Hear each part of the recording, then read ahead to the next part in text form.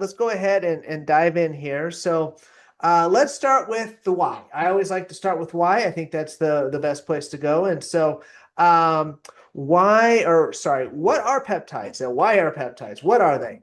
And so surprisingly, they're very similar to protein. They're very similar to proteins. They're made up of amino acids that are linked together with peptide bonds, which is where they get their name, peptides.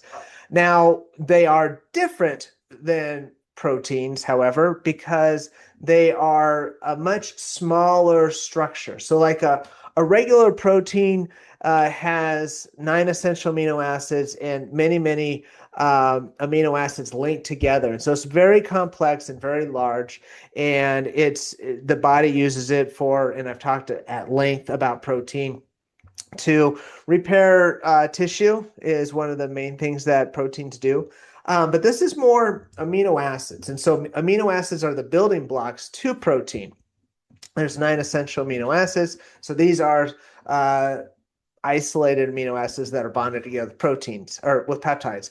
Because they're smaller, they are able to pass through tissues in the body and stimulate and get into the bloodstream. And so they pass through quickly. And so then that way, they can go off and do the things that need to be done. And so that's what peptides are. So again, they are an amino acid that are linked together.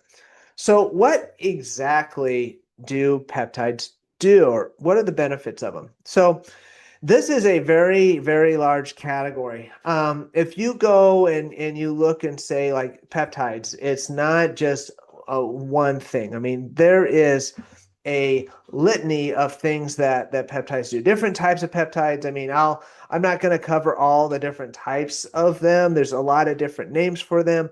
Some of them you might have heard before. Some of them are like, some sort of very long scientific word that I probably won't even pronounce right. But there are a lot of different ones out there.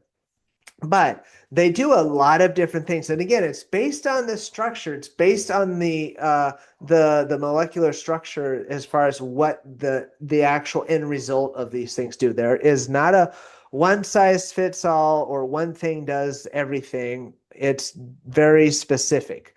So some of the common things that they do is tissue repair, which can help with damaged tissue, help with recovery as far as fatigue and things like that. Releasing hormones, and these hormones can vary from growth hormone to insulin-like growth factor and all these other different types of hormones as well. Also impact hormones, maybe blunt hormones instead of having, we'll talk about it a little bit here in a second, but, blunting insulin, things like that. And so they definitely have an impact on hormones.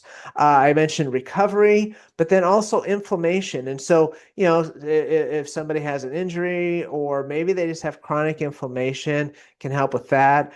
Can help with digestion. It's been for gastrointestinal GI tract improvement. Blood sugar, it helps with that. So a lot of different things, and I'm going to talk also again more at length about GLPs, which are also peptides, but obviously they control blood sugar and do a host of different things as well. So what those all sound amazing. Those all sound like great benefits. So what's the downside? What's the risk? Because there's always seems to be the downside, the pros and the cons, the good and the bad. What is it? So the risks, there are risks with peptides. And one of the big risks right now currently is that it's kind of a wild west out there right now.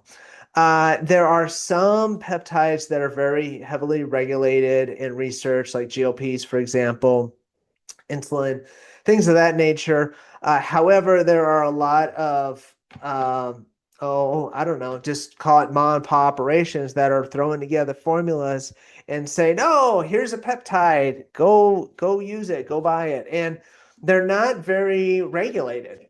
frankly, and with minimal research. Even the legit ones don't have a ton of research behind them and time. But even the ones that do have research, again, it might not be the pure product. It might be something that's just a knockoff, or